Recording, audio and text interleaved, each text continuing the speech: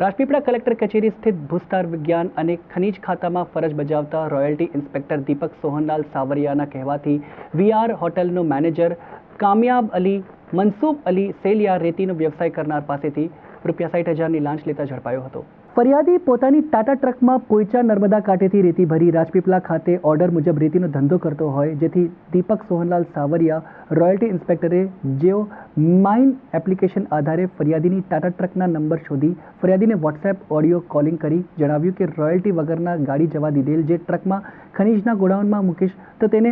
2.5 થી પોણા 3 લાખના દંડ આવશે, જેથી તારે દંડ ભરવા પડશે કે તેમને ₹1 લાખ આપવા છે તેમ જણાવ્યું. જેથી ફરિયાદીએ તેમને જણાવ્યું કે અત્યારે તેમની પાસે પૈસાની સગવડ નથી, તે તમને 60,000 ગમે તેમ કરીને આપી દેશે અને બીજા ₹40,000 15 દિવસમાં પાછા આપવામાં આવશે તેવી વાત કરતા આરોપી દીપક સાવરિયા ફરિયાદીને વોટ્સએપ ઓડિયો કોલિંગ કરી ₹60,000ની માંગણી કરી હતી. હવે શુક્રવારે લાંચના છટકાનું આયોજન કરતા દીપક સોહનલાલ સાવરિયા, જે રોયલ્ટી ઇન્સ્પેક્ટર છે, તેને વાવડી ગામ હાઈવે ઉપર આવેલ વીઆર હોટલમાં આપી દેવા જણાવતા હોટલના મેનેજર કામયાબ અલી માસૂબ અલી સેલિયાને લાંચની રકમ ₹60,000 સ્વીકારતા એસીબીના હાથે તે રંગે હાથે ઝડપાઈ ગયો હતો.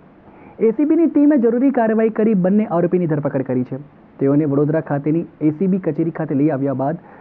રાવપુરા પોલીસ કસ્ટડીમાં મોકલી આપવામાં આવ્યા હતા તેમજ આગળની વધુ કાર્યવાહી હાથ ધરી છે.